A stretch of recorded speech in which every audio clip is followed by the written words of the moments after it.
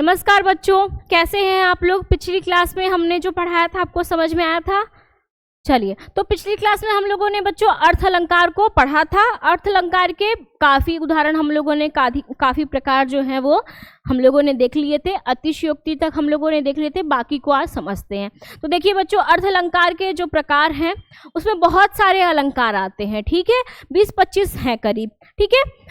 तो हमें उतना अलंकार को नहीं पढ़ना है, हमें वही पढ़ना है जो हमारे परीक्षा के दृष्टि से महत्वपूर्ण हो।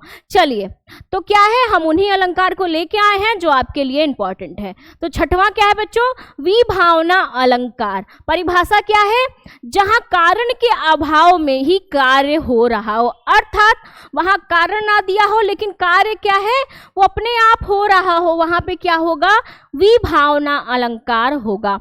ये सारे जो हैं ये सब उतना पूछते नहीं है, लेकिन इन केस धीरे धीरे जो है वो एग्जाम के पैटर्न टफ होते जा रहे तो शायद वो पूछते। तो उदाहरण क्या है, बिनु पद चले सुने बिनु काना, कर बिनु कर्म करे विधि नाना। अर्थात बिना पैर के चलना, बिना कान के सुनना और बिना हाथ के नाना प्रकार अर्थात विभिन्न प्रकार के कार्य को करना। इस पंक्ति का क्या अर्थ है, बिना पैर के चलना, बिना कान के सुनना और बिना हाथ के विविध प्रकार, नाना प्रकार, विविध अर्थात विभिन्न प्रकार के कर्म को करना। यहाँ पे क्या है, कारण नहीं है, पैर हाथ नहीं है, लेकिन फिर भी काम हो रहा है। तो यहाँ पे क्या है, कारण ना होने के अभाव में भी कार्य होता है, वहां क्या होगा, विभावना अलंकार होगा, ठीक है।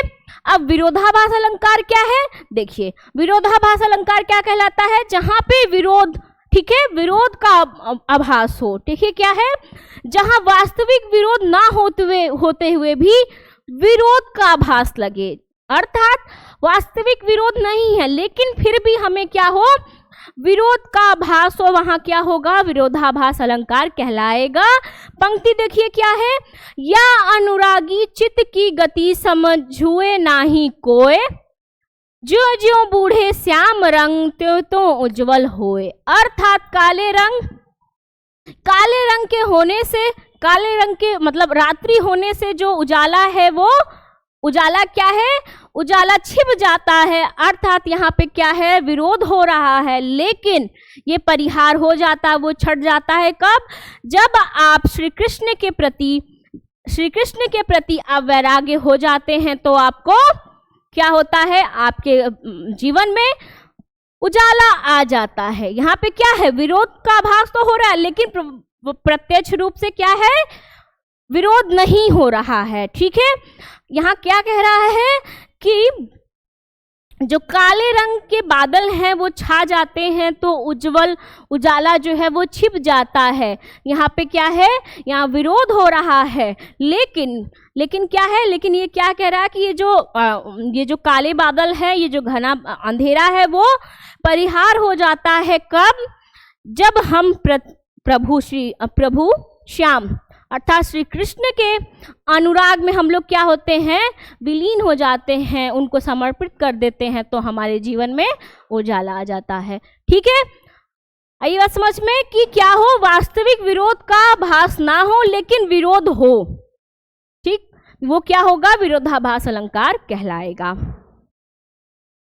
आठवां क्या है, संदेह अलंकार। इसमें कहा क्या है, जहां उपमेय के लिए दिए गए उपमानों में संदेह बना रहे या निश्चय ना हो सके। उपमेय का अर्थ क्या हुआ, जिसकी तुलना की जाए, उपमेय उपमान, जिससे तुलना की जाए वो उपमान कहलाता है। तो क्या कह रहा है कि जहां उपमान के लिए दिए गए उपमानों में क्या हो, संदेह बना रहे तथा वह निश्चय ना हो सके, वह क्या कहलाएगा, वह संदेह अलंकार कहलाएगा, ठीक है। अर्थात उस पंक्ति के पढ़ने पे ये फील हो कि कहना क्या चाहते हो भाई, वो क्या कहलाएगा, संदेह अलंकार कहलाएगा। देखिए कैसे, सारी विच नारी है कि नारी विच सारी है, कि सारी ही नारी है कि नारी की सारी है। क्या हो रहा है यहाँ पे, ये हो रहा ना, अरे भाई तुम कहना क्या चाह रहे हो? जो सारी है वो औरतें हैं या औरतें ही सारी हैं? क्या है यहाँ पे? भ्रांति बनी हुई है, संदेह बना हुआ है। ये क्या कहलाएगा? संदेह अलंकार कहलाएगा। और ये इंपॉर्टेंट है, ये पंक्ति क्या है? इंपॉर्टेंट है। एग्जाम में ये पूछता है, सारी विच नारी है कि नारी विच सारी है, कि सारी ही नारी है कि नारी ही की सारी है।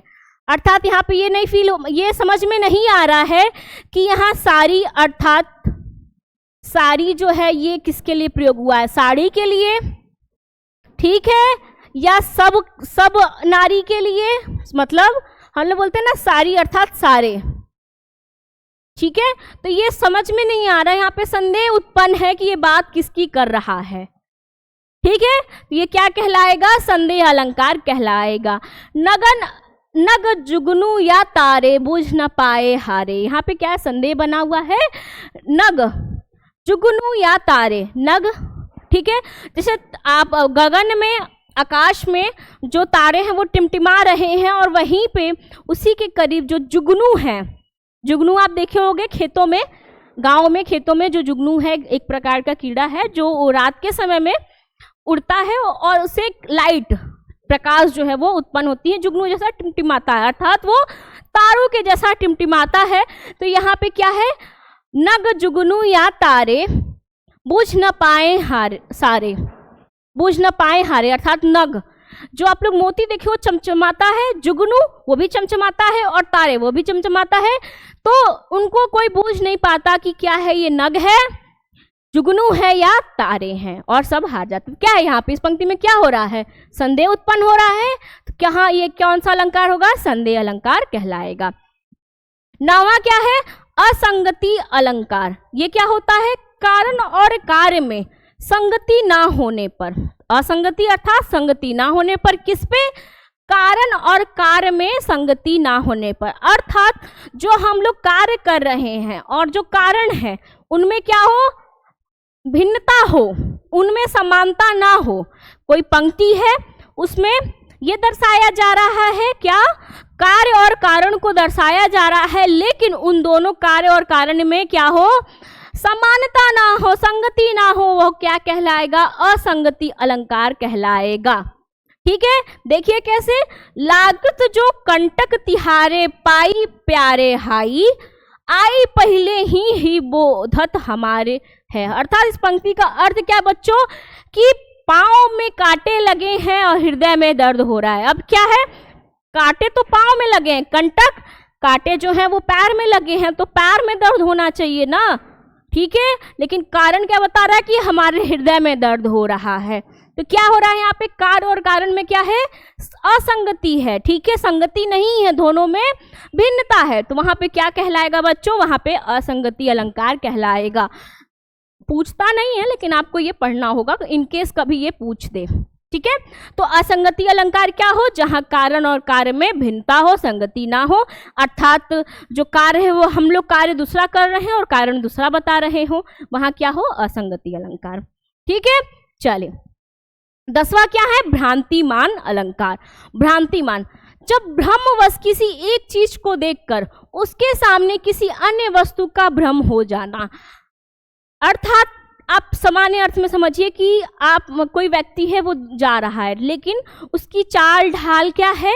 आपके किसी अपने से मिलती है, तो आपको भ्रम पैदा हो जाएगा कि जो व्यक्ति है वो कहीं मेरा परिचित तो नहीं है, ठीक है। वैसे ही अलंकार, वैसे ही पंक्ति में अलंकार है। जैसे कैसे? देखिए उदाहरण देखिए, वृंदावन विहरत फिरे राधा नंद किशोर, निरदयामनी जाना संग डोले बोले मोर। अर्थात वृंदावन में राधा और श्री कृष्ण क्या कर रहे हैं? विहार कर रहे हैं, घूम रहे हैं, ठीक है। वृंदावन में राधा और श्री कृष्ण जो है वो विहार कर रहे हैं, ठीक है। उनको देखकर जो मोर हैं वो ये समझ रहे हैं कि जो बादल है, मेघ जो है वो विचरण कर रहे हैं, इसलिए वो क्या कर रहे हैं? बोल रहे हैं। अर्थात राधा कृष्ण के विहार करने को जो मोर हैं वो मेघ समझ रहे हैं और वो नाच रहे हैं, बोल रहे हैं। आई बात समझ में? क्या है यहाँ पे? कि उसको भ्रम हो गया मोर को, ये मेघ है, किसको देख के? राधा कृष्ण जो वृंदावन में विहार कर रहे हैं। आई बात समझ में? यहाँ पे क्या हो रहा है, किसी एक चीज को यानी राधा कृष्ण को देख के क्या हो गया, जो मोर है वो भ्रम में पड़ गया। ठीक है, चलिए, तो ये इतने 10 जो थे वो अर्थ अलंकार के उदाहरण थे बच्चों।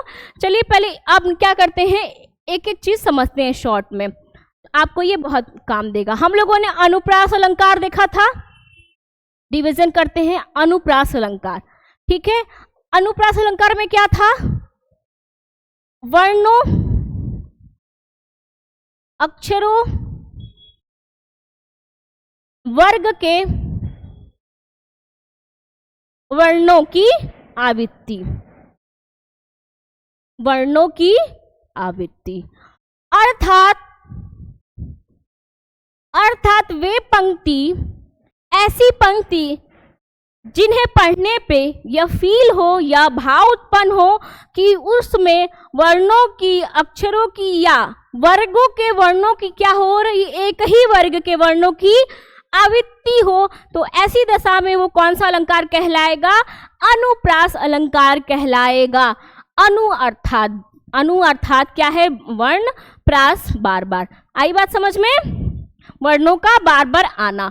तो कभी भी अनुप्रास अलंकार का जब आप देखोगे, कोई पंक्ति है उसमें वर्णों की या अक्षरों की या एक ही वर्ग के वर्णों की क्या हो, आवृत्ति हो, बार बार वही आए, तो वो क्या कहलाएगा हमारा, वहां पे क्या होगा, अनुप्रास अलंकार होगा। ठीक है, दूसरा क्या है, यमक है। यमक अर्थात एक से अधिक शब्द आए, अधिक शब्द आए और उसके अर्थ अलग अलग हों, अर्थ अलग अलग हों। ठीक है, किसी पंक्ति में एक से अधिक शब्द आ रहा है लेकिन उसका अर्थ क्या है, अलग अलग हो, वहां पे क्या होगा, यमक अलंकार होगा। जैसे कनक कनक ते सौगिनी, कनक कनक, अब ये क्या है, दो शब्द हैं लेकिन इन दोनों का अर्थ अलग है। एक कनक का अर्थ सोना है, दूसरे कनक का अर्थ क्या है, धतूरा। क्लियर हुआ? अर्थात आपको क्या करना है, बहुत ज्यादा सोचना समझना नहीं है, बस ये याद रखना है कि जब कोई एक से अधिक शब्द आए उसके, लेकिन उसके अर्थ जो है वो अलग अलग अर्थों में प्रयोग हो, वो क्या कहलाएंगे, यमक अलंकार कहलाएंगे। ठीक है, चलिए, श्लेष क्या होता है, श्लेष अलंकार यहाँ ऊपर लिख देते हैं। श्लेष अलंकार क्या होता है बच्चों, कि एक ही शब्द रहे, जब पंक्ति में एक ही शब्द रहे लेकिन उसके अर्थ अलग अलग हों, अलग अलग, अर्थात कि एक ही शब्द है लेकिन उसके जो अर्थ है वो सबके लिए क्या हो, भिन्न हो, अर्थ जो है वो अलग हो, एक ही शब्द के अर्थ दूसरी दशा में क्या हो, बदल जाए।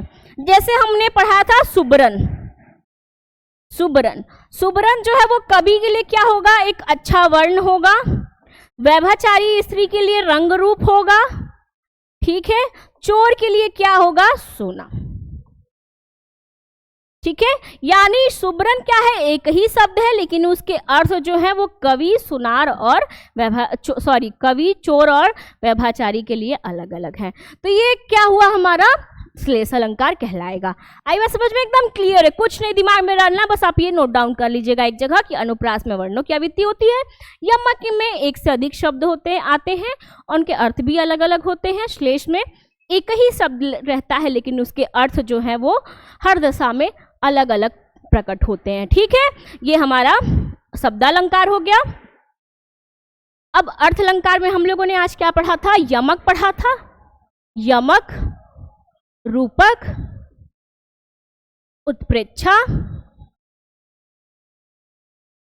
अतिशयोक्ति, जो इंपॉर्टेंट है बस उसी को हम शॉर्ट में पढ़ाएंगे, मतलब समझाएंगे, रिवीजन करेंगे। ठीक है, ये बहुत इंपॉर्टेंट है। मानवीकरण,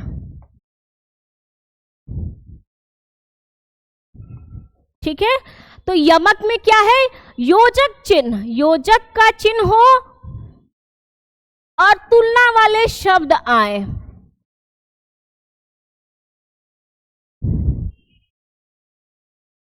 और तुलना वाले शब्द जैसे सा, सी, से, जैसे आदि। अर्थात किसी पंक्ति में तुलना की जाए और योजक चिन्ह के साथ सा, सी, से जैसे शब्द आए, वहां क्या होगा, यमक होगा। रूपक में क्या है, योजक चिन्ह तो आए पर सा, सी से नहीं आए। ठीक है, योजक चिन्ह तो आएगा पर सा, सी से नहीं आएगा पंक्ति में, वो क्या कहलाएगा, रूपक अलंकार कहलाएगा। एक वस्तु को दूसरे वस्तु की, एक वस्तु को दूसरे वस्तु का रूप देना, इसको आप ऐसे भी समझ सकते हो। ठीक है, उत्प्रेक्षा क्या है, उत्प्रेक्षा में मैंने 4-5 शब्द बताए थे कि किसी पंक्ति में वे 4-5 शब्द आएंगे, वहां क्या होगा, उत्प्रेक्षा अलंकार। जैसे जानो, मानो, जन हूं, मन हूं। ठीक है, तो किसी पंक्ति में अगर ऐसे शब्द आएंगे तो वहां पे क्या होगा बच्चों, उत्प्रेक्षा अलंकार कहलाएगा। अतिशयोक्ति में बढ़ा चढ़ाकर, जब पंक्ति में बढ़ा चढ़ाकर क्या हो, चढ़ाकर वर्ण किया जाए। ठीक, और वही मानवीकरण, जब निर्जीव